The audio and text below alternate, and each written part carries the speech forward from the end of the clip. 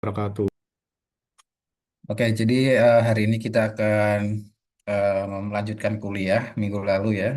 Ini kuliah pengganti ini karena ada libur apa Imlek kemarin. Kemudian kita melanjutkan kuliah. Jadi sebelumnya yang isi Pak Agung ya tentang apa namanya pendahuluan farmakologi. Kemudian minggu ini kita lanjutkan materinya. Jadi hari ini kita akan membahas mengenai nasib obat di dalam tubuh. Jadi farmakologi nasib obat di dalam tubuh.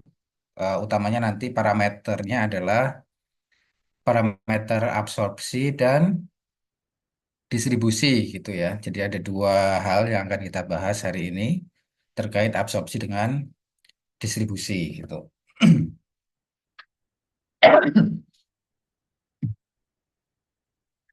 Oke, semuanya. Jadi sebelum kita masuk ke materi, ini saya ada gambar atau ilustrasi ya. Nah, kira-kira dari gambar ini terkait farmakologi, mungkin dari kalian ada yang mau ngasih pendapat kira-kira apa ini relevansi dari gambar ini dengan topik kita hari ini gitu. Ada yang bisa ngasih pendapat atau Pembagian obat, Pak. gimana? Pembagian obat, Pak. Pembagian obat. Iya, Pak. Ya, terus ada lagi kira-kira ya, terkait absorpsi, distribusi dan farmakologi pada umumnya ini jangan fokus ke apelnya ya, ini ke obatnya dulu. Eh, Kira-kira apa ini? Gambar orang apa? Pembagian obat. Terus obatnya diapakan kira-kira setelah ini? Diminum, Pak, Ya, oke, diminum berarti ini pemberiannya secara apa? per oral, Per oral. Terus obatnya kalian lihat itu obatnya bentuknya apa? Dalam bentuk tablet, Pak. tablet. Ah, kemudian kalian bayangkan kira-kira kalau seseorang minum obat dalam bentuk tablet, kira-kira apa yang terjadi pada obat setelahnya di dalam tubuh gitu. Di orang minum obat bentuknya tablet. Nah, kira-kira di dalam tubuh terjadi apa nanti?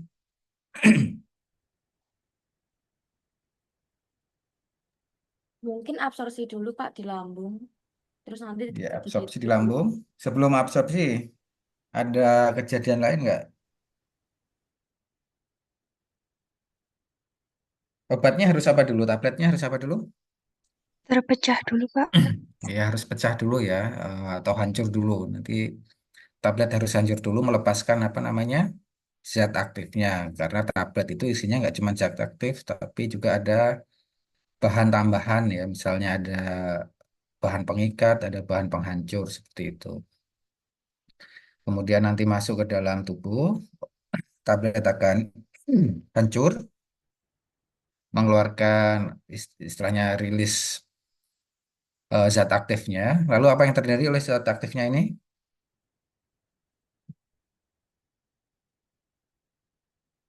Jadi zat aktif sebelum bisa diabsorpsi, dia harus dalam bentuk terlarut dulu ya. Jadi ingat, ini obat masuk hancur, zat aktifnya keluar, dia harus larut dulu sebelum bisa diabsorpsi seperti itu. Jadi hancur, larut, dan dimulai proses absorpsinya. Oke, kemudian di sini saya juga ada bahkan lagi ya, mungkin kemarin udah dijelaskan sama Pak Agung. Jadi salah satu cabang ilmu farmakologi itu mempelajari farmakokinetik dan juga farmakodinamik. Jadi yang hari ini kita akan pelajari itu masuk ke area sini ya, farmakokinetik. Jadi kita tadi udah bahas ya obat itu diminum atau melalui rute administrasi tertentu. Kemudian tergantung jenis obatnya. Kalau misalnya tablet harus hancur dan larut dulu. Kemudian akan mengalami absorpsi dulu di dalam tubuh. baru nanti akan didistribusikan ke organ-organ atau tempat aksinya. Lalu setelah didistribusi, obat itu harus dikeluarkan ya. Jadi obat itu nggak boleh ada di dalam tubuh terus-menerus. Jadi harus ada proses clearance atau pengeluaran obat dari dalam tubuh, yaitu melalui metabolisme dan nanti ekskresi gitu. Nah, bagian di sini, bagian farmakokinetik ini menjelaskan nasib obat atau apa yang terjadi pada obat di dalam tubuh. Jadi melalui absorpsi, distribusi, metabolisme, dan ekskresi. Kemudian yang bagian yang sebelah sini, farmakodinamik, itu menjelaskan mengenai bagaimana obat itu beraksi pada tempat aksinya.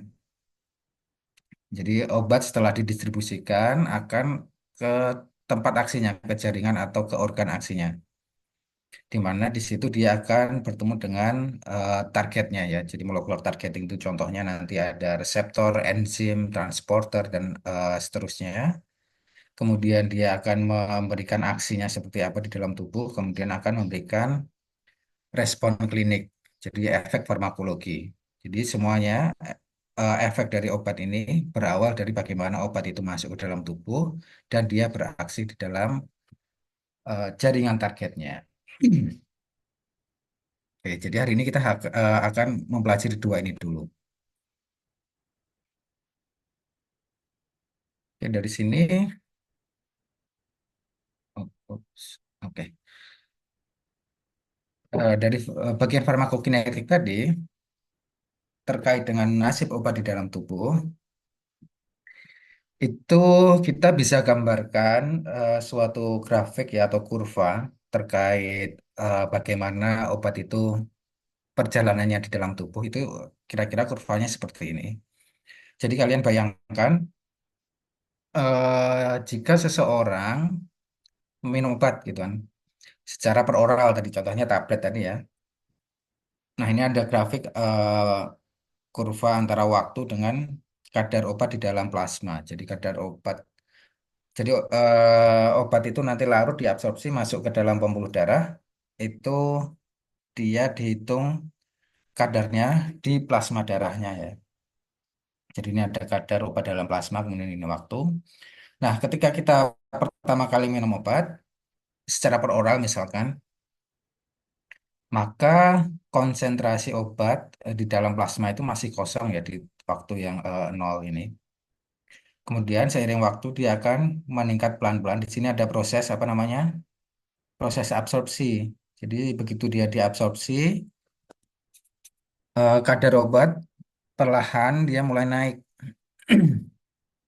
Mulai naik sampai nanti pada satu titik, pada suatu waktu dia akan berada di kadar puncak ya. Ini namanya kadar puncak. Kemudian setelah melewati kadar puncak dia akan turun sampai nanti kadarnya habis. Nah, kenapa dia bisa turun? Nah, karena di sini ada proses metabolisme dan ekskresi ya. Jadi kalau di sini itu absorpsi dan distribusinya terjadi di sini, kalau yang di sini nanti dominannya adalah metabolisme dan ekskresi seperti itu.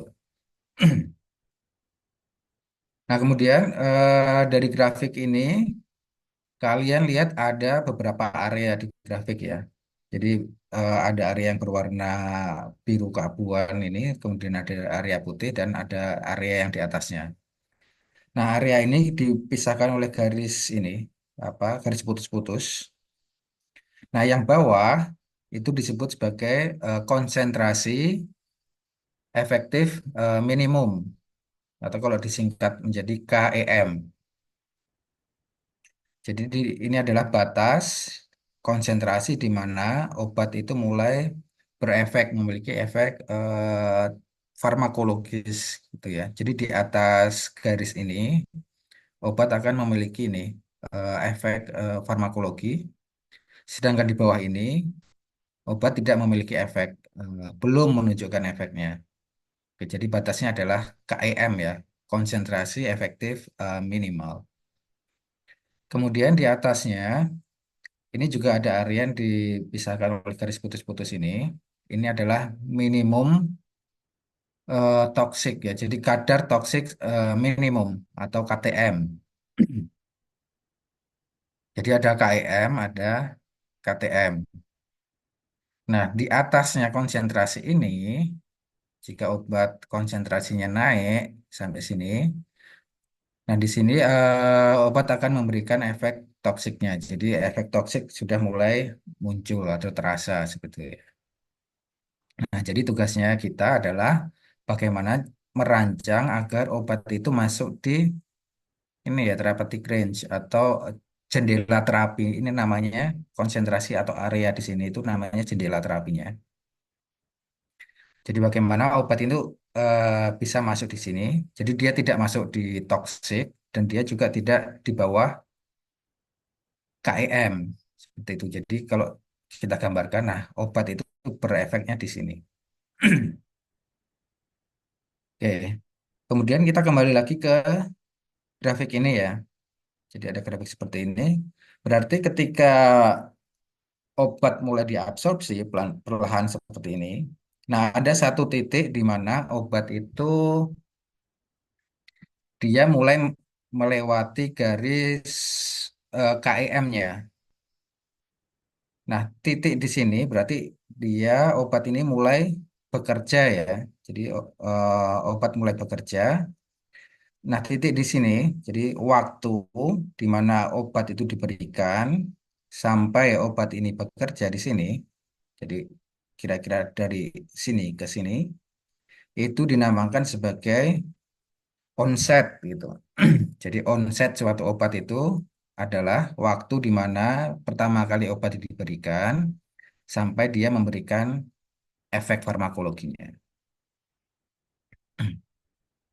Kemudian yang kedua di sini berarti ketika obat atau kadar obat itu di atas KEM sampai dia turun lagi ke bawah KEM, berarti di sini adalah waktu di mana obat mulai bekerja sampai dengan obat selesai bekerja. Nah, itu dinamakan sebagai durasi. Jadi durasi obat adalah jumlah atau waktu di mana dia mulai bekerja sampai dia selesai bekerja. Oke. Kemudian dari grafik ini kita tadi lihat ya ada jendela terapi. Nah, ada satu parameter lagi terkait grafik seperti ini yang dinamakan sebagai indeks terapi ya. Jadi indeks terapi itu adalah rasio antara konsentrasi toksik gitu ya. Konsentrasi toksik kalau di farmakokinetik nanti ada namanya LD50. LD50 itu kepanjangannya adalah lethal dose 50. Pengertiannya adalah dosis yang memberikan efek toksik atau efek letal kematian pada 50% populasi. Itu namanya LD50. Dibagi, jadi indeks terapi tadi LD50 dibagi ED50, efektif dose 50. Kalau efektif dose 50 adalah dosis yang menyebabkan 50% populasi itu mendapatkan efek farmakologinya. Jadi indeks terapi adalah konsentrasi toksik dibagi konsentrasi efektif. Oke. Kemudian di dalam farmakologi itu nanti ada berbagai macam obat, beberapa tipe obat yang dia memiliki indeks terapi atau jendela terapi yang sempit, ada juga yang jendela terapinya lebar.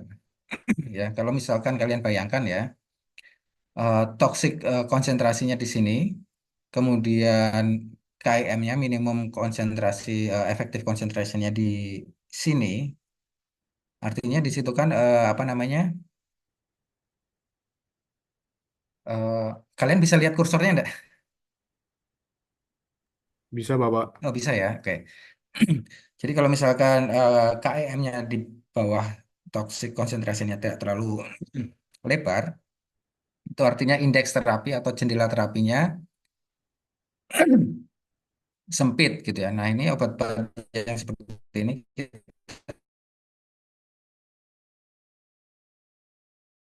dia akan toksik, dosisnya dikurangin sedikit atau ada perubahan konsentrasi dalam plasma itu sedikit aja di bawah KEM, maka obatnya tidak berefek. Jadi obat-obat dengan indeks terapi itu harus hati-hati dalam pemberian dosisnya. Nanti akan kalian pelajari di farmakokinetik klinik ya. Kira-kira bagaimana pendosisan agar obat itu masuk ke dalam jendela terapinya atau indeks terapinya seperti itu.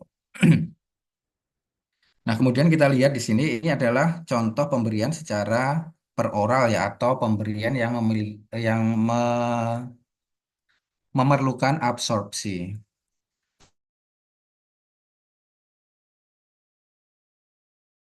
Jadi nanti grafiknya tidak seperti ini, tetapi langsung dari atas ke bawah. Jadi kalau grafik seperti ini berarti obat itu memerlukan absorpsi. Oke, kira-kira seperti itu. Sampai sini ada yang mau ditanyakan?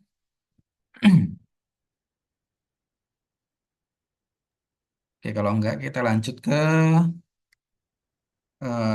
parameter pertama yaitu parameter absorpsi obat.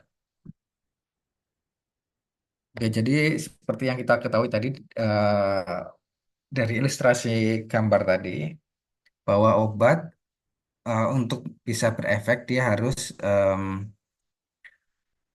diabsorpsi dulu atau diserap oleh tubuh ya. Nah, pengertian dari absorpsi sendiri adalah proses perpindahan obat dari tempat pemberian atau rute administrasinya atau tempat administrasinya menuju ke sirkulasi sistemik. Dalam hal ini peredaran darah ya. Jadi kalau misalkan tadi seseorang minum tablet, kemudian obatnya itu diserap, nah obat itu pertama kali masuk akan ke peredaran darahnya dulu. Nah, di sini absorpsi itu awalnya dari tempat pemberian atau tempat administrasi. Nah, rute administrasi itu kan bermacam-macam ya. Ada yang per oral. Kalau per oral berarti proses absorpsinya berada di saluran cerna. Kemudian sublingual. Jadi pemberian sublingual itu dia berada di bawah lidah ya. Nanti absorpsinya juga dari situ ya. Jadi dari bawah lidah kemudian masuk ke pembuluh darah, kemudian bukal. Berarti kalau bukal itu dari ini antara pipi dengan gusi, nanti absorpsinya juga dari situ. Kemudian parenteral itu bisa intramuskular dan subkutan. Kalau intramuskular ini jaringan otot, kalau subkutan di bawah kulit ya di dekatnya jaringan lemak. Ini berarti absorpsinya di jaringan tersebut. Nah, kalau intravena karena dia langsung masuk ke vena, dia tidak mengalami absorpsi karena obat langsung masuk ke peredaran darah. Jadi khusus untuk yang ini tidak melalui fase absorpsi. Kemudian ada pemberian topikal di kulit, di mata, di telinga seperti itu juga absorpsinya ada di situ dan pemberian rektal berarti penggunaan suppositoria juga absorpsinya berada di bagian rektal. Oke, jadi ini definisi absorpsinya. Kemudian untuk bisa diabsorpsi, jadi kita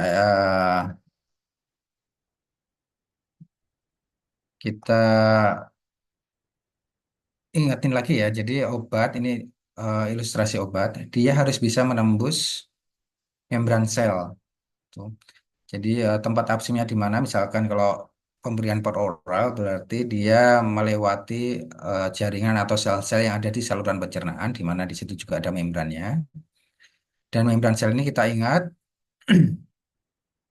bahwa tersusun dari dua lapisan amfifatik ini ya.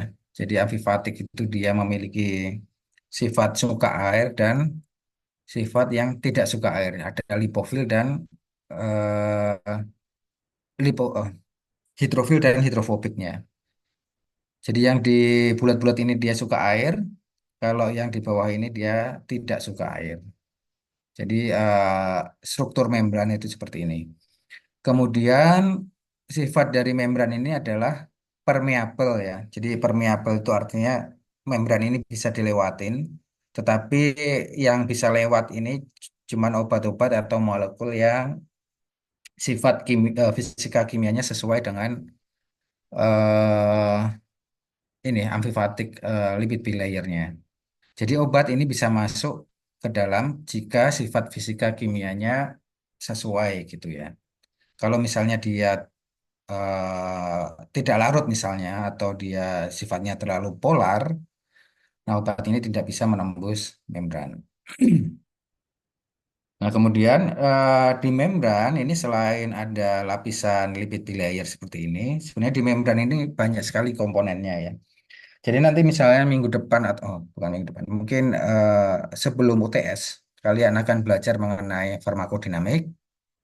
Itu di membran itu terdapat banyak sekali protein.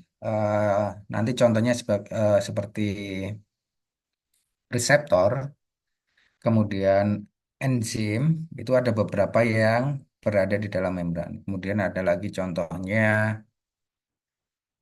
protein jangkar ya, namanya protein jangkar yang dia nempel di membran, yang kemudian protein ini dia bisa istilahnya mentransmisi sinyal ke dalam sel, itu juga nempel di membran sel. Jadi intinya bahwa membran sel ini melindungi sel, tapi juga dia bisa dilewatin oleh molekul-molekul tertentu yang sifat fisika kimianya sesuai atau cocok untuk bisa dilewatin.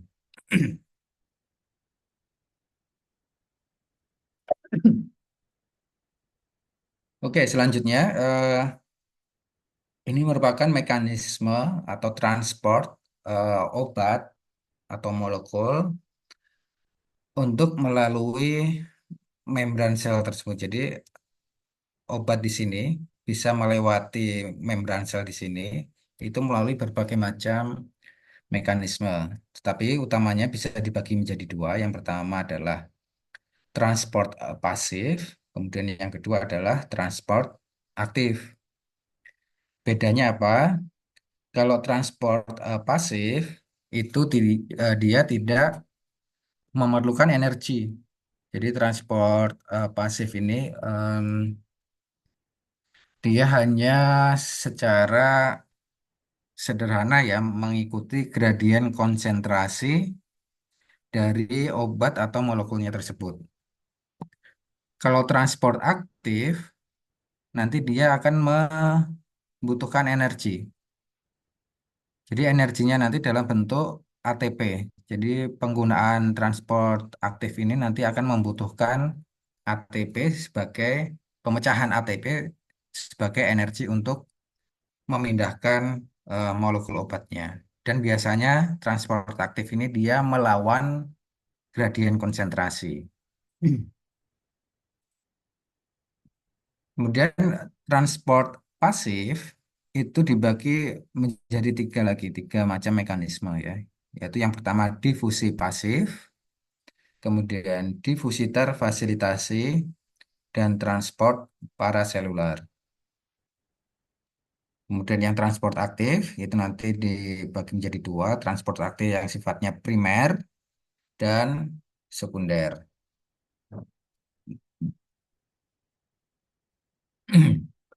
Nah, ini pengertian dari masing-masing tadi ya mekanisme. Jadi yang pertama itu adalah difusi pasif. Jadi difusi pasif ini adalah difusi yang sederhana. Jadi transport eh, obat atau proses absorpsi obat dia hanya mengandalkan gradien konsentrasi aja. Jadi merupakan transport molekul melalui membran sel secara sederhana berdasarkan solubilitas molekul terhadap membran bilayer. Jadi syaratnya adalah obat ini bisa atau sifat fisika kimianya bisa dia bisa larut di dalam membran itu, kemudian dia bisa menembus. Kemudian dia mengikuti gradien konsentrasi dan dipengaruhi oleh sifat fisika kimia molekul tersebut. Jadi intinya di sini dia tidak memerlukan apapun selain gradien konsentrasi. Kemudian yang kedua, ini adalah difusi terfasilitasi. Dari namanya terfasilitasi berarti dia memerlukan suatu alat ya. Jadi ini adalah proses perpindahan zat atau molekul melalui protein pembawa. Jadi dia membutuhkan protein pembawa. Protein pembawanya di mana? Dia ada di membran sel. Nah, protein pembawa ini disebut juga sebagai transporter. Kemudian pergerakannya ini juga mengikuti gradien konsentrasi ya, adanya gradien konsentrasi atau mungkin nanti ada juga yang karena ada gradien elektrokimia. Sehingga zat bisa masuk atau keluar sel tergantung arah gradien tersebut. Jadi kalau gradien konsentrasinya di ke arah luar, artinya di dalam sel konsentrasinya lebih tinggi, maka obat akan keluar atau molekul akan keluar, dan sebaliknya. Kemudian dari sini, jika transporter ini hanya mentransport satu jenis molekul saja, itu disebut sebagai uniport. Di uniport ini hanya mentransport satu jenis molekul. Nah, contohnya ini ada satu transporter namanya GLUT1. Dia mentransport glukosa dari luar sel menuju ke dalam sel. Dia spesifik terhadap glukosa. Gunanya apa? Jadi sel-sel kita kan membutuhkan glukosa untuk energi ya sebagai bahan bakar. Nah, glukosa ini diambil dari peredaran darah, kemudian masuk ke dalam sel melalui transporter yang dinamakan GLUT1. Ini contoh uniport karena dia spesifik terhadap glukosa. Oke, kemudian yang ketiga adalah transport paraseluler. Jadi transport paraseluler ini dia memanfaatkan celah di antara sel. Jadi kalau kita bayangkan antara sel atau jaringan, misalkan jaringan di lapisan sel yang ada di saluran cerna, itu antar selnya kan ada semacam celah ya, namanya junction. Kemudian pada celah ini biasanya itu ditutup oleh namanya ini tight junction. Nah, tetapi beberapa molekul obat bisa melewati celah ini. Ini diatur oleh tight junction antar sel ini. Nah, itu disebut sebagai transport paraseluler. Nah, kira-kira ilustrasinya seperti ini ya. Jadi yang difusi pasif tadi dia hanya sederhana aja, dia berdasarkan gradien konsentrasi. Kemudian difusi terfasilitasi tadi membutuhkan transporter. Kalau dia hanya mentransport satu jenis namanya uniport. Kemudian yang paraseluler tadi dia melewati celah antar sel ini. Ini tight junctionnya di sini. Tapi dia bisa melewati celahnya. Jadi masuk ke menembus lapisan sel.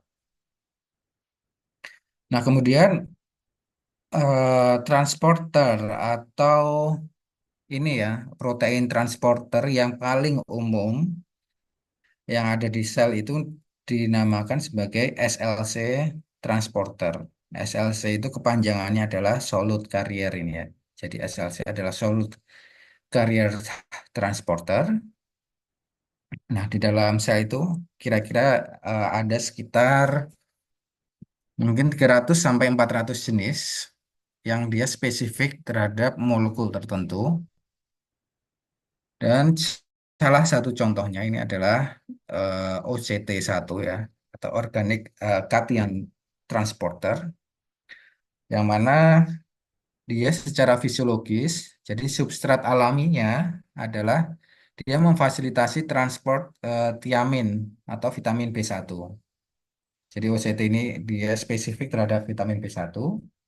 Nah, tetapi ternyata selain vitamin B1, si OCT ini juga dapat memfasilitasi transport obat yaitu metformin ya. Jadi metformin ini adalah obat untuk terapi diabetes, utama diabetes tipe 2. Nah, ini metformin molekulnya bisa ditransport melalui OCT1.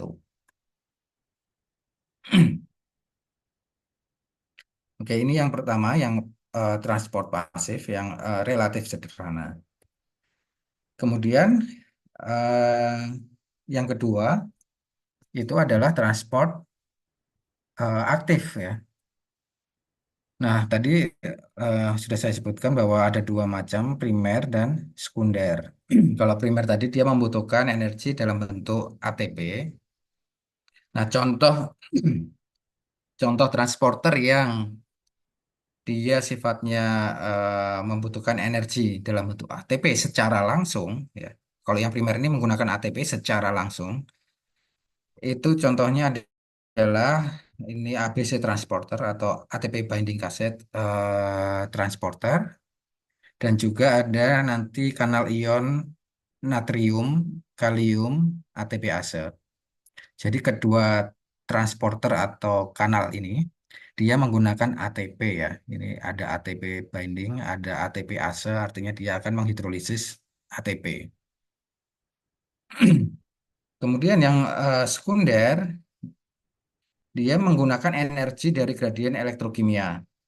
Ya. Nah, gradien elektrokimia ini didapatkan dari penggunaan ATP. Jadi untuk bisa menggunakan gradien elektrokimia itu eh, istilahnya transporter ini membutuhkan transporter yang lain. Jadi untuk yang sekunder ini dia tetap menggunakan energi, tetapi penggunaannya tidak secara langsung dan biasanya dia membutuhkan satu teman atau partner transporter lain untuk bisa menghasilkan gradien elektrokimia.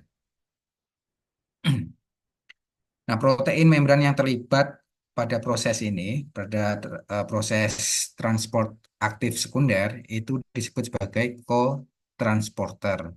Karena mereka memindahkan dua jenis molekul secara bersamaan melintasi membran. Kalau yang ini dia bisa memindahkan satu jenis molekul saja, tetapi kalau yang di sini itu biasanya membutuhkan dua macam molekul eh, atau dua molekul bersamaan untuk melintasi membrannya. Nanti gambarnya ada di sini ya. Ini ilustrasinya seperti ini kira-kira. Jadi tadi ada primer dan sekunder. Contohnya yang primer tadi adalah ABC transporter dan kanal ion natrium, kalium, ATPase. Di mana kalian lihat di sini kedua macam transporter ini dia membutuhkan ATP ya. Jadi ATP dihidrolisis menjadi ADP. Kemudian dia akan menghasilkan energi. Energinya ini yang dipakai untuk memindahkan atau mentransport molekul. Ini contohnya bisa transporter ini contohnya nanti dia bisa mengeluarkan senyawa atau molekul dari dalam menuju keluar atau sebaliknya jika ada transporter yang lain dia bisa masukkan dari luar menuju ke dalam. Intinya dia melawan gradien konsentrasi. Kemudian kalau yang natrium kalium ATPase ini dia merupakan transporter atau kanal yang digunakan untuk eh, traffic atau transportasi dari ion kalium dan natrium. Nah, biasanya di sini kanal ion ini dia akan memasukkan dua kalium, kemudian ditukar dengan tiga natrium. Jadi dua kalium masuk, tiga natrium keluar.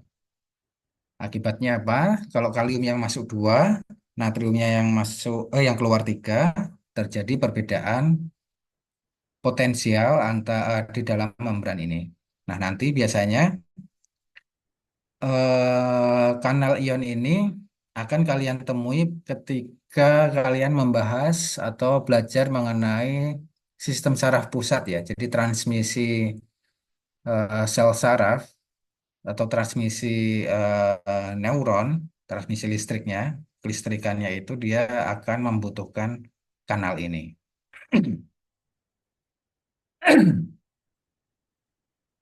Oke, kemudian contoh yang menarik dari ABC transporter ini adalah ini ya, goprotein. atau disingkatnya PGP atau disebut juga sebagai MDR1. Jadi kanal ini contohnya adalah PGP atau disebut juga MDR1. Kenapa ini penting? Karena ternyata PGP ini dia bisa mengekspor. Mengekspor itu artinya mengeluarkan molekul substrat dari dalam sel. Jadi dia mengeluarkan substratnya dari dalam sel. Nah, beberapa substrat dari PGP ini, beberapa di antaranya merupakan obat dan hormon. Contohnya adalah testosteron, progesteron, kemudian ada digoxin. Digoxin ini adalah obat untuk jantung ya. Kemudian ada beberapa obat anti kanker. Nah, pada obat-obat anti kanker itu si PGP ini dia bisa mengeluarkan obat yang sudah masuk ke dalam sel. Artinya obat sudah diabsorpsi, tapi dia dikeluarkan lagi oleh si PGP ini.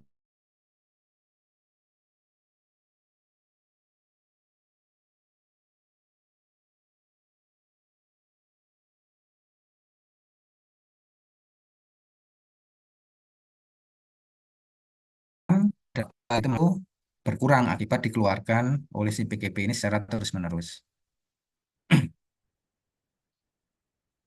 Oke, jadi MDR ini sebenarnya kepanjangannya adalah multi drug resistance. Jadi itulah mengapa si PGP ini bisa menyebabkan apa namanya resistensi obat.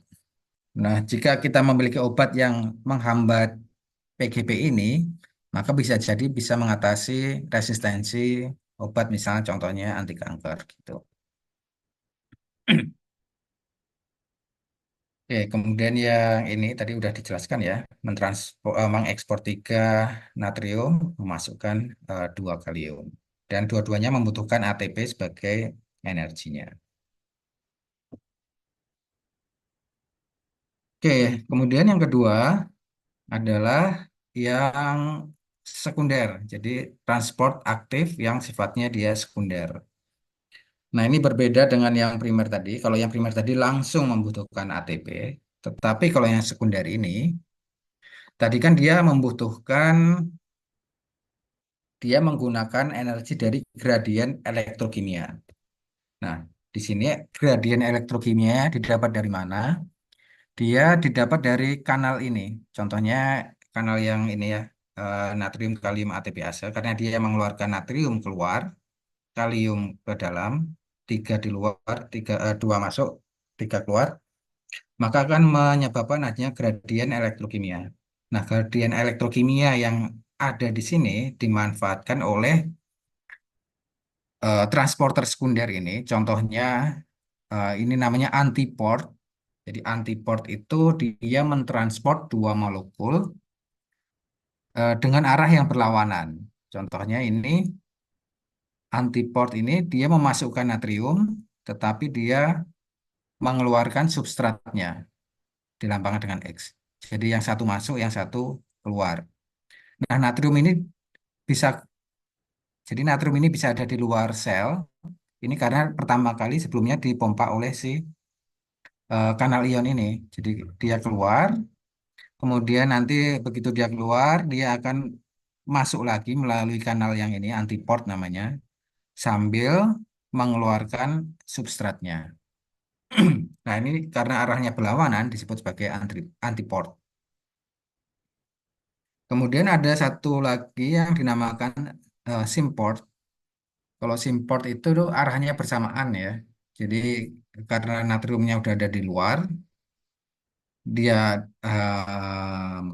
dimasukkan sambil memasukkan satu substrat lagi. Jadi 2 molekul masuk secara bersamaan. Itu dinamakan symport. Oke.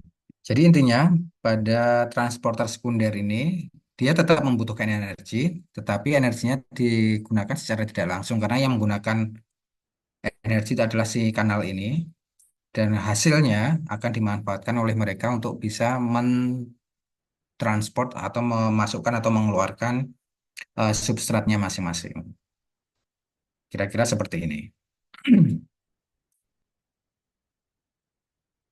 Oke, dan ini contoh-contohnya ya. Jadi import tadi arahnya bersamaan. Jadi arahnya kalau masuk masuk semua, kalau keluar keluar semua. Ini contohnya adalah SGLT atau sodium glucose transporter, di mana transporter ini dia memasukkan glukosa dan natrium secara bersamaan. Nah, arahnya sama ya. Jadi SGLT tadi dia memasukkan natrium dan glukosa dari luar menuju ke dalam sel. Ini arahnya sama, makanya disebut sebagai simport. Nah, SGLT ini dia letaknya atau lokasinya biasanya berada di saluran cerna. Di saluran cerna untuk transport glukosa setelah kita mendapatkan setelah kita makan lah berarti begitu. Jadi setelah kita makan ada glukosa, kemudian glukosanya karena glukosa itu sifatnya polar, maka dia nggak bisa masuk secara pasif dengan kecepatan yang cepat ya. Tapi dia membutuhkan transporter. Nah, salah satu transporternya adalah SGLT ini. Nah, SGLT ini juga bisa sebagai target obat anti diabetes ya, karena kalau kita menghambat kanal ini, maka glukosa yang masuk ke dalam tubuh itu akan berkurang, menyebabkan kadar gulanya akan lebih terkontrol.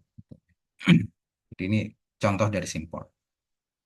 Kemudian contoh dari antiport itu ada suatu kanal atau suatu transporter yang dinamakan NCX atau natrium calcium exchanger, di mana dia akan mentransport kalsium keluar sel.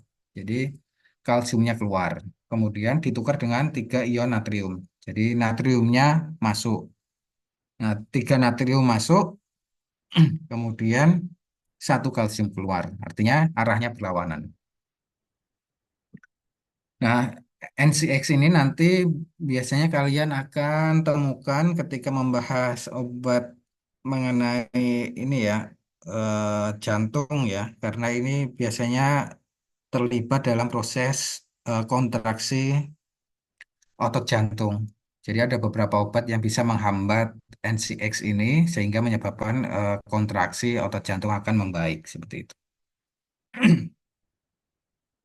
Nah, ini contoh-contohnya ya, contoh-contoh mekanisme transport baik itu pasif dan yang aktif. Oke, kemudian setelah kita tahu bagaimana mekanisme obat itu bisa melewati membran, pertanyaan selanjutnya adalah apakah semua obat yang diminum itu akan diabsorpsi? Kita balik lagi ke gambar yang awal tadi. Kalau misalnya seseorang minum obat, kemudian dalam bentuk tablet misalnya, kemudian obatnya itu hancur, tabletnya hancur, kemudian apa zat aktifnya itu larut.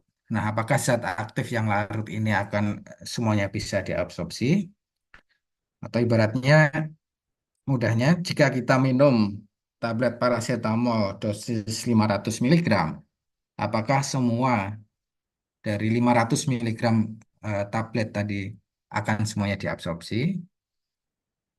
Nah, tentu saja tidak ya. Kalau untuk pemberian secara oral, itu tidak semua obat itu terabsorpsi atau diserap, tetapi hanya ada sebagian tertentu yang bisa diserap.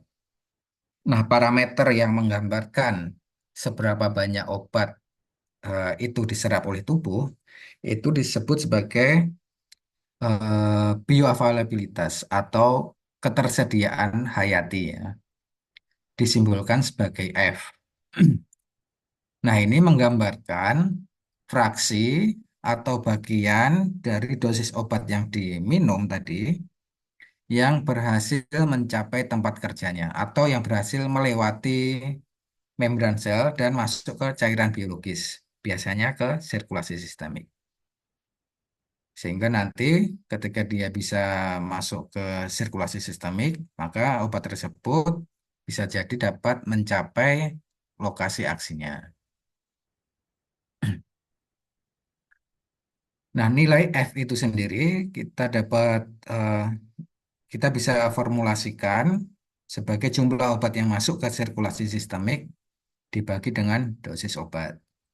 Jadi misalkan seseorang minum tablet paracetamol 500 miligram, kemudian dicek ternyata yang masuk ke dalam aliran darah itu hanya totalnya 400 miligram, artinya nilai F-nya atau bioavailabilitasnya itu adalah 400 miligram dibagi 500 miligram.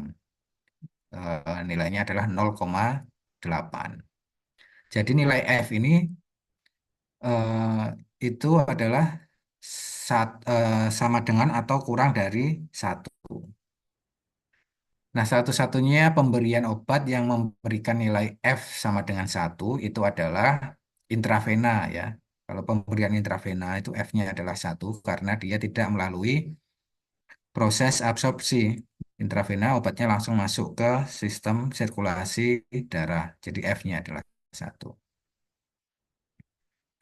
Kemudian faktor-faktor yang mempengaruhi bioavailabilitas itu antara lain bentuk sediaan. Jadi bentuk sediaan misalkan tablet, kemudian sirup, kemudian suspensi atau emulsi itu nanti memiliki profil bioavailabilitas yang berbeda-beda. Kemudian juga misalnya pemberian secara oral dengan pemberian secara parenteral misalnya intramuskular atau apa namanya tadi subkutan itu juga mempengaruhi nilai bioavailabilitasnya. Kemudian yang kedua itu ada suatu eh, mekanisme yang disebut sebagai first pass effect.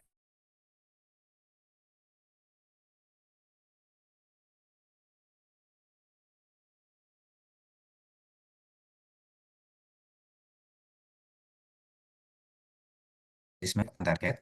Jadi first pass effect atau metabolisme ini terjadi di hati, kemudian di situ dia akan mengubah obat yang utuh menjadi metabolitnya.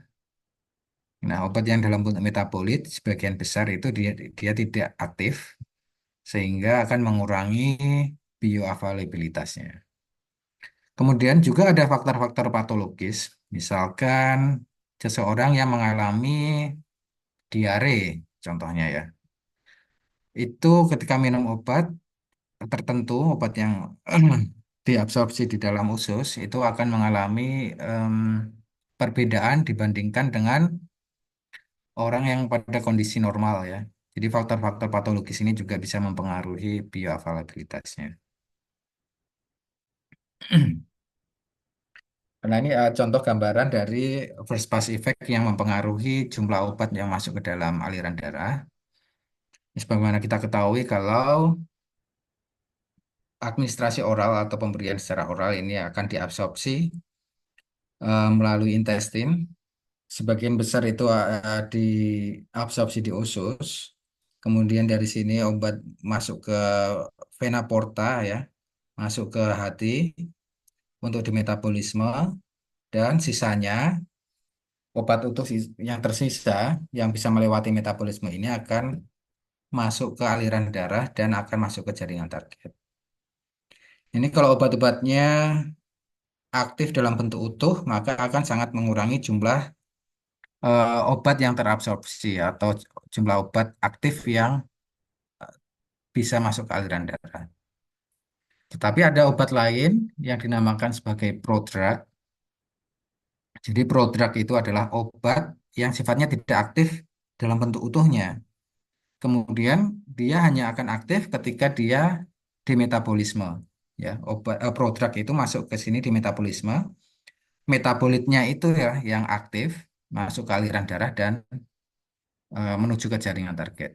Jadi kalau untuk obat yang biasa ya, yang obat dalam bentuk utuh, aktif dalam bentuk utuh, first pass effect ini akan mengurangi bioavailabilitas atau mengurangi jumlah obat aktif yang ada di dalam darah. Tapi kalau obat dalam bentuk prodrug, nah adanya metabolisme ini malah justru menambah jumlah obat aktif di dalam darah.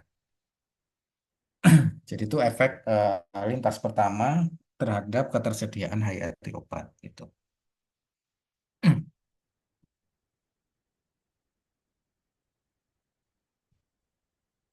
Oke, selanjutnya proses absorpsi itu sangat tergantung dari atau karakter atau profil absorpsi dari suatu obat itu sangat tergantung dari rute pemberian ya. Nah, di sini nanti kita akan bahas sedikit mengenai pemberian, eh, pengaruh rute pemberian terhadap proses absorpsi. Jadi yang pertama, pemberian oral. Contohnya tablet, sirup, suspensi emulsi, dan seterusnya yang diminum, sifatnya diminum. Itu proses absorpsinya dari saluran cerna itu dipengaruhi oleh beberapa faktor.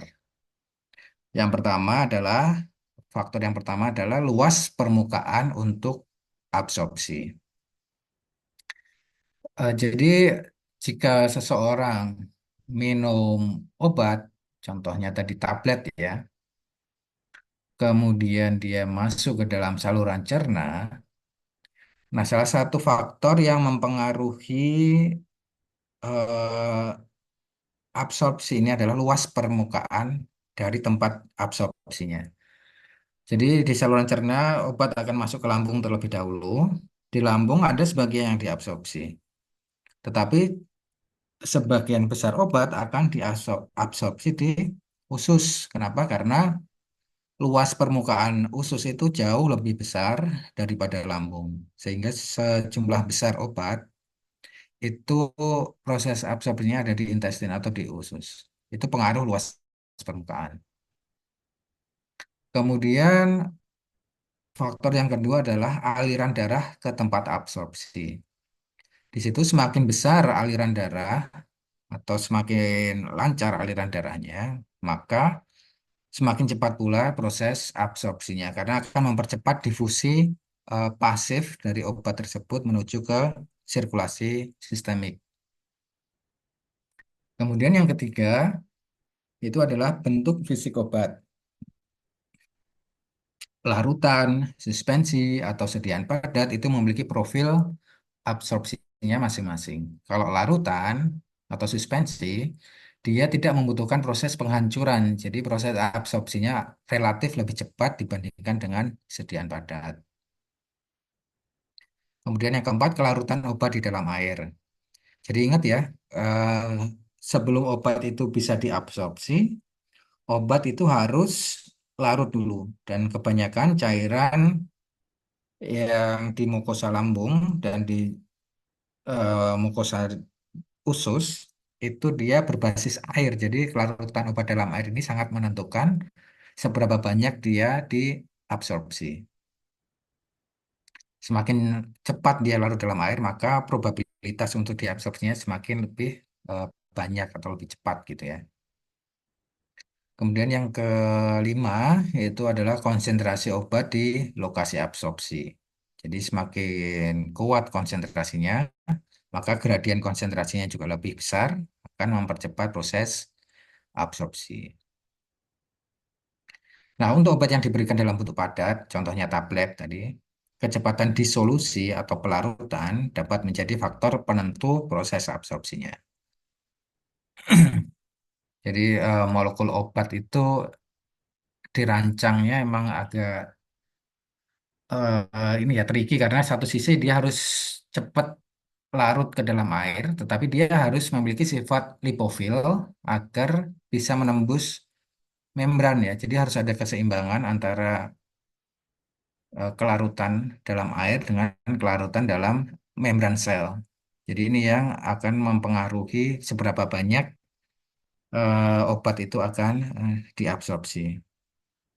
Kemudian karena sebagian besar obat itu diabsorpsi di intestin, di usus, sehingga faktor-faktor yang mempengaruhi proses pengosongan lambung itu umumnya akan meningkatkan, yang mempercepat pengosongan lambung akan meningkatkan kecepatan absorpsi obat, sedangkan faktor yang memperlambat pengosongan lambung akan memberikan efek sebaliknya gitu ya. Jadi semakin cepat proses pengosongan lambung, maka semakin cepat obat itu masuk ke intestin. sehingga obat akan lebih cepat diabsorpsi. Seperti itu. Itu yang pemberian oral. Kemudian yang pemberian parenteral, contohnya intravena, kemudian subkutan, dan intramuskular itu juga memiliki profil absorpsinya masing-masing. Kalau intravena, dia tidak melalui absorpsi. Sementara subkutan dan intramuskular, itu kebanyakan obat dia masuk ke dalam sirkulasi sistemik dengan cara berdifusi secara pasif dan mengikuti gradien konsentrasi. Kemudian bergerak dari tempat suntikan, jadi lokasi suntikannya ke sirkulasi darah. Dan kecepatan absorpsinya itu dipengaruhi oleh luas permukaan kapiler. Jadi kalau di daerah otot atau di sukutan itu pembuluh darahnya utamanya dalam bentuk kapiler ya. Jadi semakin banyak kapiler pembuluh darahnya ini, semakin banyak pula obat yang akan diabsorpsi. Kemudian faktor yang mempengaruhi yang kedua adalah kelarutan obat dalam cairan interstisial. Kalau di saluran cerna tadi kan faktor yang mempengaruhi adalah kelarutan obat dalam lapisan atau cairan mukosa yang ada di lambung ataupun di usus ya. Tapi kalau di parenteral, utamanya di subkutan atau intramuskular, faktor yang mempengaruhi adalah kecepatan kelaruan obat dalam cairan interstisial. Jadi cairan interstisial itu adalah cairan ekstraseluler di antara sel ya. Jadi kan sel itu kan memiliki sitoplasma, cairan intraseluler. Kemudian di luar selnya itu ada cairan namanya cairan ekstraseluler atau cairan interstisial di antara sel itu di dalam jaringan. Semakin cepat obat larut ke cairan interstisial, maka semakin cepat juga proses penyerapannya.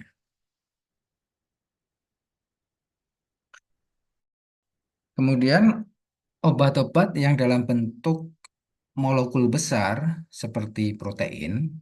Jadi protein ini kan dia merupakan polimer dari asam amino ya. Disebutnya sebagai peptida, rantai peptida. Dia molekulnya besar, tetapi dia larut. Jadi protein itu dia sifatnya larut di dalam air ya. Tetapi dia tidak bisa langsung diserap. Karena apa? Karena molekulnya tadi terlalu besar. Nah, dia tidak langsung masuk ke pembuluh darah, tetapi dia masuk perlahan melalui sistem limfatik. Jadi molekul obat ini dia pertama kali masuk ke sistem limfatik dulu, baru dari sistem limfatik ini dia akan diedarkan menuju ke pembuluh darah.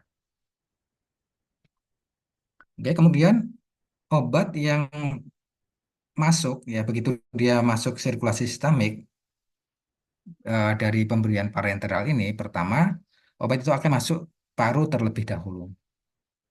Ya disaring di paru ya. Nah, di dalam paru-paru itu beberapa obat akan mengalami eliminasi awal atau first pass. Jadi kalau obat-obat dalam bentuk oral tadi first passnya oleh hati, di liver. Tetapi kalau obat-obat dalam bentuk parenteral, dia mungkin mengalami eliminasi awal di paru. Tetapi jumlahnya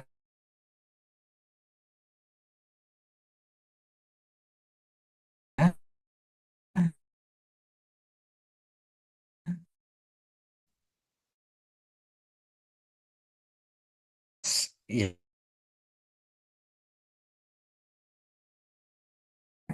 rasio real seperti itu.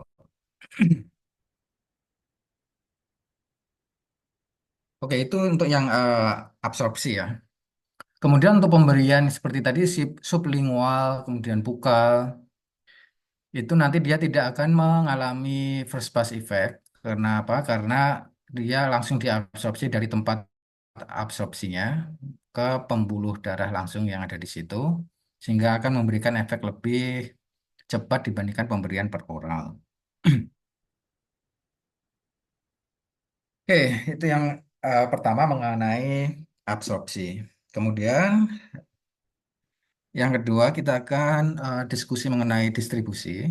Jadi begitu obat masuk ya, jadi obat diminum, disuntikkan, itu masuk ke dalam pembuluh darah, artinya dia akan masuk ke sirkulasi sistemik. Nah, dari sirkulasi sistemik ini, di si obat ini akan didistribusikan untuk bisa menuju ke organ targetnya. Nah, tetapi proses distribusi ini juga akan dipengaruhi oleh beberapa faktor ya. Jadi begitu obat masuk pembuluh darah, nah tidak bisa langsung keluar begitu saja. Nah, dia ada beberapa faktor yang mempengaruhi proses distribusi obatnya. Nah, pengertian distribusi obat sendiri adalah proses perpindahan obat dari sirkulasi sistemik menuju ke organ atau jaringan target. Nah, kalau absorpsi tadi dari tempat absorpsi masuk ke dalam sirkulasi. Nah, kalau distribusi obat adalah perpindahan dari sirkulasi ke organ targetnya. Artinya apa? Absorpsi itu bagaimana cara obat itu masuk ke sirkulasi sistemik. Nah, kalau distribusi obat, bagaimana caranya obat agar keluar dari sirkulasi sistemik. Yang satunya bagaimana caranya masuk, yang satu bagaimana caranya keluar, gitu ya.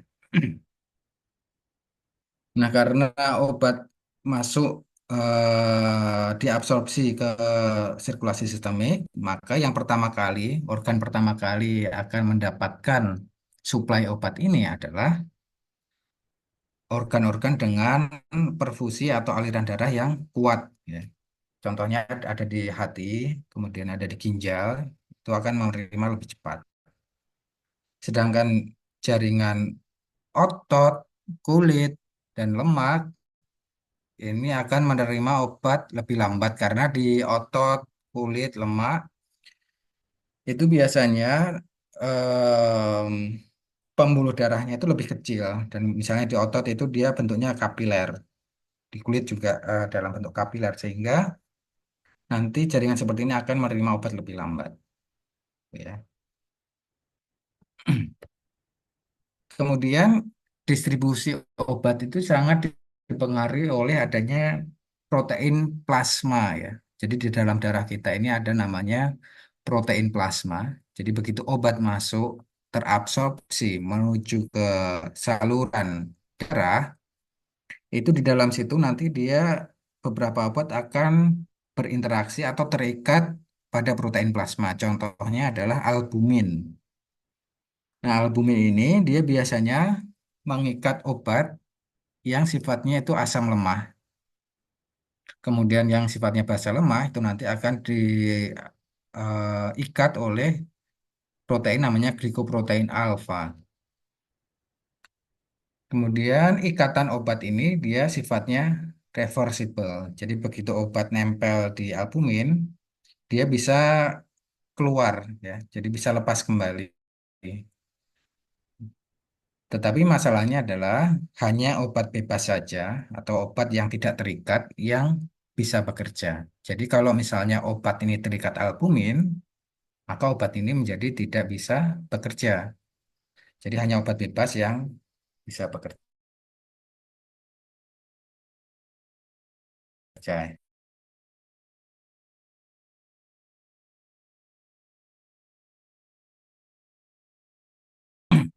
Kemudian besarnya obat yang terikat protein dalam plasma itu diikat. Tetapi ketika konsentrasinya terlalu tinggi, maka bisa jadi terjadi saturasi pada albuminnya, sehingga obat bebasnya juga semakin banyak. Kemudian yang kedua adalah afinitas atau kekuatan ikatan obat terhadap protein plasma ini. Semakin kuat afinitasnya, maka semakin cepat pula obat ini nempel di protein plasma. Kemudian yang ketiga, jumlah tempat ikatan yang tersedia. Jadi ada beberapa obat yang bisa terikat di albumin itu dengan rate yang berbeda. Misalkan albumin pada obat tertentu memiliki tempat ikatan sebanyak 3 gitu ya. Ada yang tempat ikatannya 4. Jadi semakin banyak tempat ikatannya, maka semakin banyak pula obat yang nempel di albumin. Nah, ini gambarannya ya. Gambaran dari ikatan obat ke albumin. Jadi ini sirkulasi darah, pembuluh darah. Tadi obat yang berhasil terabsorpsi itu masuk ke pembuluh darah. Nah, di dalam pembuluh darah ternyata obat ini masih harus ketemu si albumin ini. Dia terikat. Nah, yang titik kecil ini dia adalah obat yang bebas. Nah, hanya obat yang bebas yang bisa keluar dari pembuluh darah. Sementara obat yang terikat albumin ini dia akan tetap berada di pembuluh darah, gitu ya. Nah, suatu saat ketika obat ini yang terikat albumin dia lepas karena sifat ikatannya itu reversible, maka obat yang lepas tadi juga bisa keluar dari pembuluh darah seperti itu ya. Hanya obat yang ini yang bebas ini yang bisa keluar dan berefek pada tempat targetnya.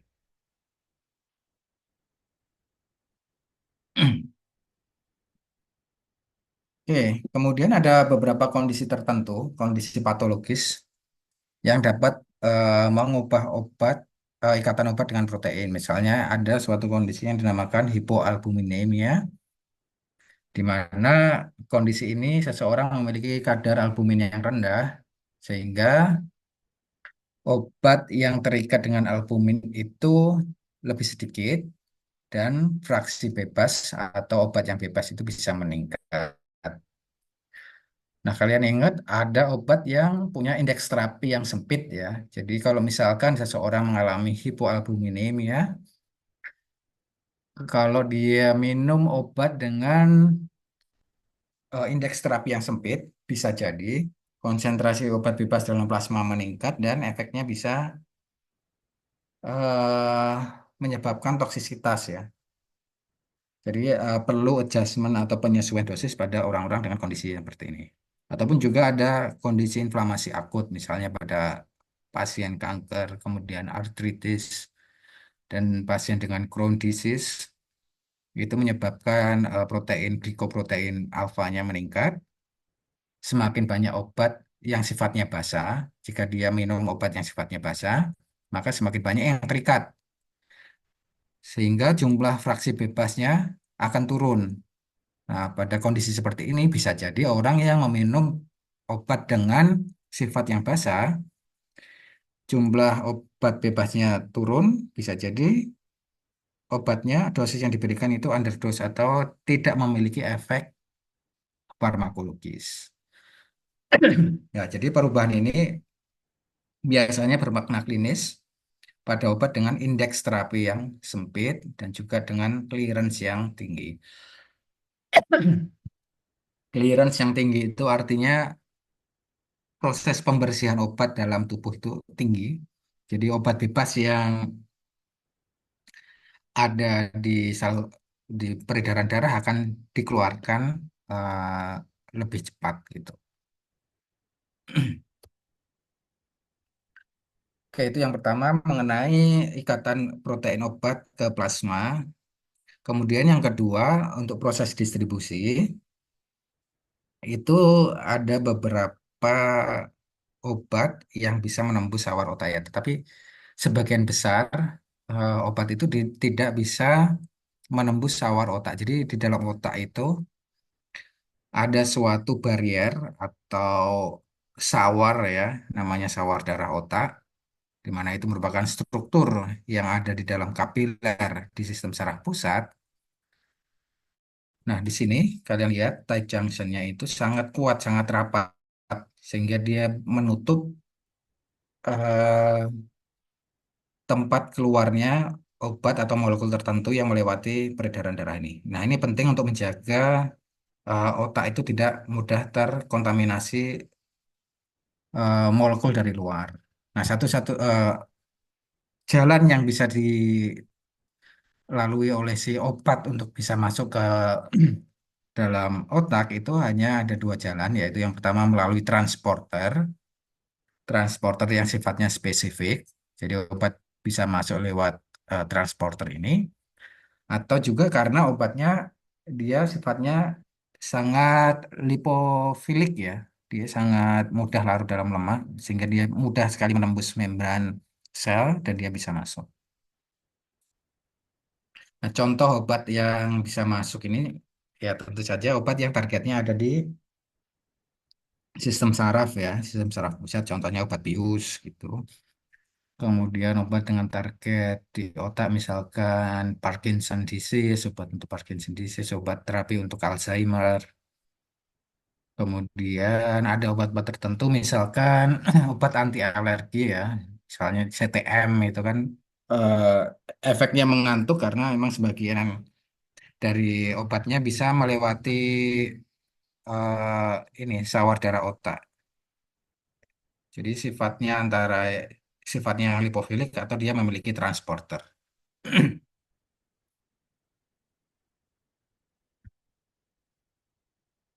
Oke, kemudian ini ya, distribusi obat, obat itu disalurkan menuju ke jaringan-jaringan ya. Jadi begitu obat itu terabsorpsi masuk ke dalam pembuluh darah, nah sebagian obat yang bebas tadi akan keluar dari dalam darah untuk masuk ke jaringan ya. Bisa jadi jaringannya itu adalah jaringan target. Kalau jaringannya adalah jaringan target, maka obat langsung beraksi. Tetapi bisa jadi obat itu keluarnya tidak di jaringan target ya. Ada di jaringan-jaringan tertentu yang bukan targetnya. Nah, di sini obat bisa tersimpan ya atau berikatan dengan sel-sel yang ada di jaringan itu. Jadi misalnya kita kembali lagi ke gambar ini. Nah, obat yang masuk ke dalam aliran darah itu yang dalam bentuk bebas dia akan keluar ya. Bisa keluar. Proses keluarnya sama dengan proses absorpsi tadi, bisa difusi, bisa transport, terfasilitasi, dan seterusnya. Nah, akan tetapi kita tidak bisa mengontrol obat ini keluarnya di mana, gitu ya. Misalkan obat antidiabetes yang targetnya ada di pankreas, misalnya contohnya seperti itu. Nah, kita nggak bisa mengontrol kalau semua obat itu bakalan keluar di pankreas. Tapi bisa jadi dia keluarnya misalnya di sel lemak, gitu, jaringan lemak, atau misalnya di jaringan yang lain, jaringan otot, gitu. Nah, ibaratnya kalau kalau pembuluh darah ini adalah jalan tol, maka obat itu keluar melalui exit tol, gitu kan. Nah, misalkan obat ternyata targetnya itu atau dia maunya keluar di Jogja. Kemudian kita nggak bisa mengontrol obat itu bakalan semuanya keluar di Jogja gitu kan. Ada beberapa obat yang keluar exit tolnya ada di Solo misalkan, gitu. Jadi obat-obat yang keluar tidak pada targetnya itu bisa disimpan di jaringan ya. Nah, di jaringan ini nanti obat akan berikatan pada protein yang ada di dalam jaringan itu, kemudian juga di fosfolipid, kemudian protein inti sel. Nah, ikatan dengan protein-protein ini, dia sifatnya juga reversible. Sama seperti ikatan dengan albumin tadi, dia sifatnya reversible. Tapi kalau ini ikatannya ada di jaringan. Nah, akibatnya jaringan-jaringan ini bisa menjadi sebagai tempat penyimpanan atau depo gitu ya, atau reservoir bagi sebagian obat. Nah, obat yang tersimpan di jaringan ini lalu bisa dilepaskan secara perlahan. Efeknya, obat yang nempel di jaringan ini yang bukan targetnya itu bisa memperpanjang efek obat. Kemudian bisa mempertahankan kadar obat lebih lama karena dilepas secara perlahan-lahan. Nah, contohnya ya, itu ada obat yang di sini aja. Obat yang larut dalam lemak atau dia sifatnya lipofilik. Nah, itu ada beberapa obat yang sifatnya seperti ini, dia bisa menjadikan jaringan lemak sebagai tempat penyimpanan obat gitu. Kemudian dari tempat penyimpanan ini dia bisa dilepas perlahan-lahan. Jadi jaringan lemak ini bisa menjadi storage obat sehingga nanti ketika dilepas ke aliran darah maka jumlah obat yang di aliran darah akan naik lagi gitu. diserap oleh lemak, kemudian dilepaskan perlahan-lahan. Akibatnya efek obat bisa bertahan lama dan eliminasi obat bisa menjadi lambat. Tapi ini juga bisa menyebabkan toksisitas lokal ya. Jadi karena ada obat-obat tertentu yang misalnya numpuk di satu organ tertentu, contohnya obat aminoglikosida, itu dia bisa menyebabkan nefrotoksik karena dia banyak nempel atau terkumpul di ginjal. Ya, contoh aminoglikosida itu obat antibiotik, misalnya gentamisin atau obat-obat antibiotik yang belakangnya misin itu neomisin, ketamisin, itu bisa menyebabkan nefrotoksik di ginjal karena dia banyak terkumpul di sini. Atau juga dia bisa menyebabkan ototoksisitas jika terlalu banyak terkumpul di telinga. Kemudian ada lagi ikatan obat pada tulang. Ya, jadi tulang itu juga ternyata bisa mengikat beberapa obat. Contohnya adalah tetrasiklin. Tetrasiklin itu adalah obat antibiotik juga dan logam berat. Ya, kalau logam berat ini bukan obat, tetapi misalnya senyawa sinobiotik. Misalnya seseorang mendapat paparan logam berat, contohnya timbal atau radium, itu dapat menumpuk di tulang. Nah, mereka dapat melekat pada permukaan kristal tulang, kemudian masuk dan menjadi bagian struktur dari tulang tersebut. Jadi contohnya tetrasiklin ini kan paling terkenal kalau seseorang atau anak kecil yang dikasih tetrasiklin ini, dia bisa nempel di gigi gitu. Jadi giginya akan berwarna coklat, kecoklatan, jadi kayak kekuningan seperti itu akibat obatnya itu nempel di sana dan sifatnya itu biasanya irreversible karena dia masuk dan menjadi bagian struktur dari tulang atau di gigi kalau di gigi. Kemudian tulang ini juga bisa menjadi reservoir atau tempat penyimpanan obat atau zat beracun ya dalam konteks ini. Contohnya adalah timbal kan sangat lambat dari tulang. Jadi kalau seseorang terpapar timbal dan radio, itu timbal atau radionya bisa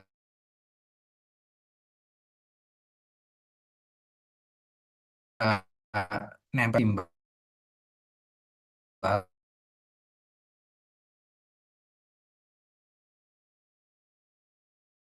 isi badan. Oke, kemudian ikatan pada tulang ini juga memiliki manfaat terapeutik. Contohnya pada obat namanya bisfosfonat. Jadi bisfosfonat ini adalah obat untuk terapi osteoporosis, di mana dia cara kerjanya adalah, jadi osteoporosis itu adalah proses perusakan tulang ya. Jadi tulangnya itu dimakan oleh sel-sel namanya osteoklas. Nah, bisfosfonat ini dia berfungsi untuk istilahnya mengecoh dari tadi osteoklasnya. Jadi daripada dia merusak tulangnya sendiri, dia akan memakan bisfosfonat ini. Jadi bisfosfonat ini mencegah terjadinya kerusakan osteoporosis lebih lanjut. Nah, semakin banyak bisfosfonat yang ada di tulang, maka semakin bagus juga efek terapinya karena nanti memang targetnya ada di tulang seperti itu.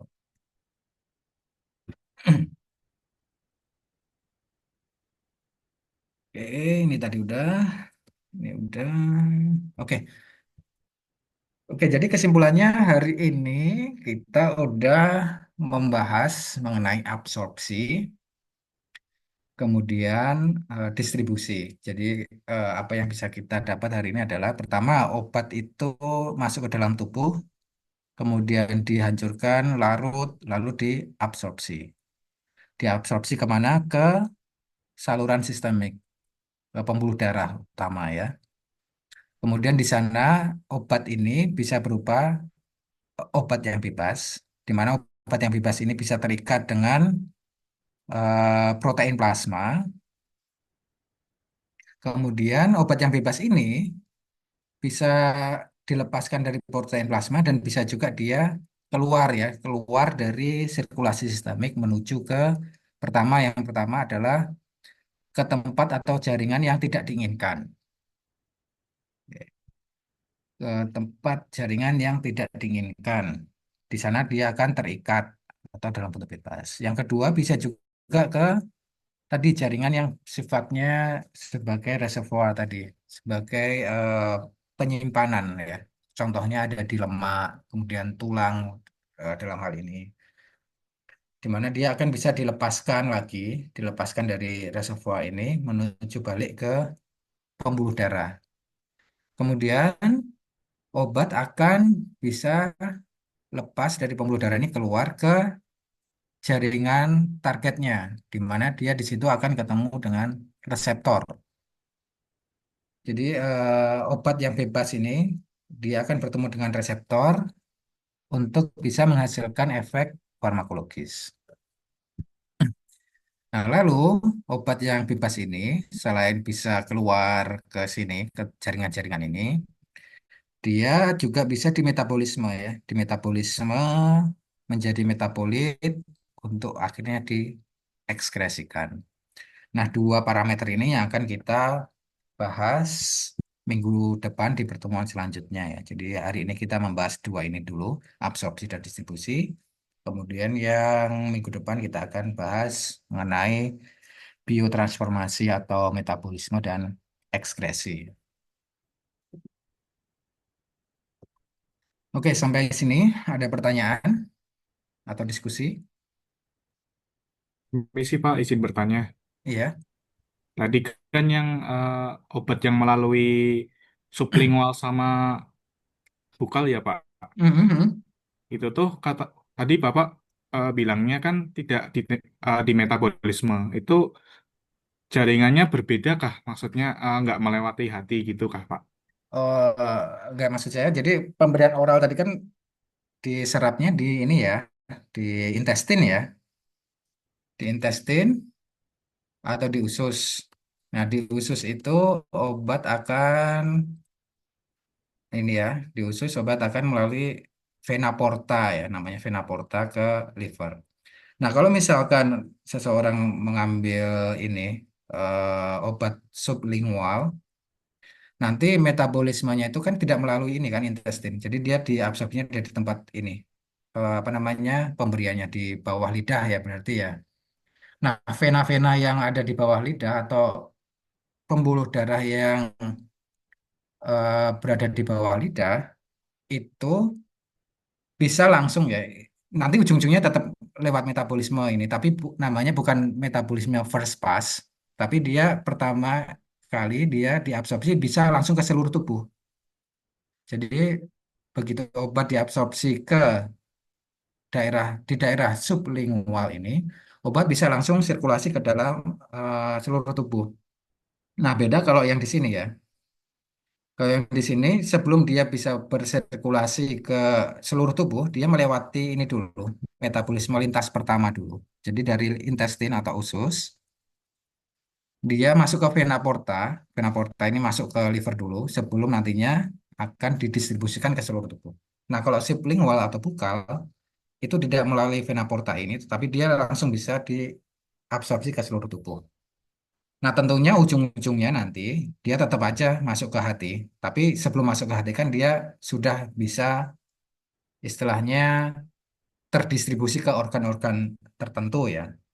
Nah, kalau yang oral, administrasi oral, dia tidak. Jadi dia harus melewati ini dulu baru bisa terdistribusi. Nah, itu bedanya.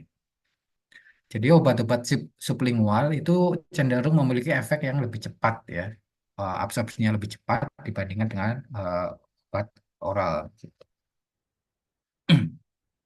Eh, jelas atau mungkin ada yang mau ditanya lagi terkait ini?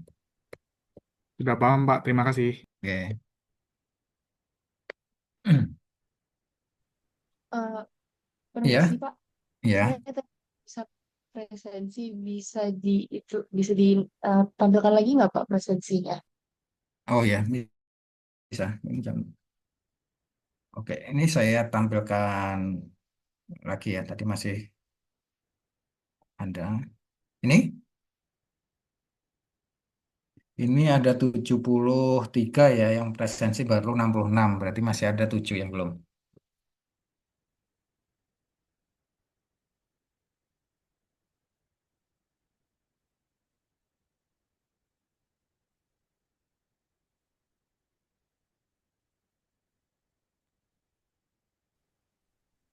Maaf Pak, belum muncul presensinya. Oh, belum ya? Oh, sebentar. Oke. Hmm,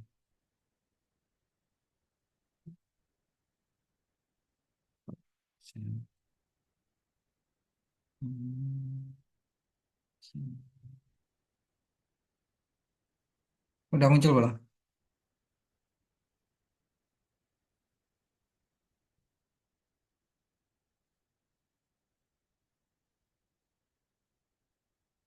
Ini udah semua.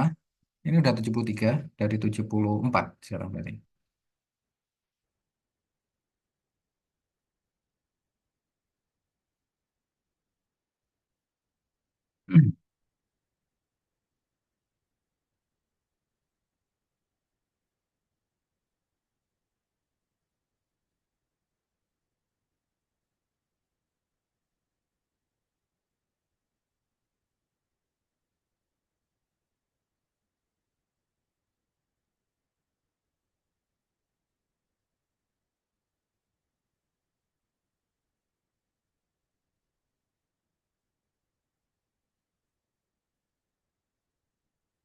Masih ada yang belum?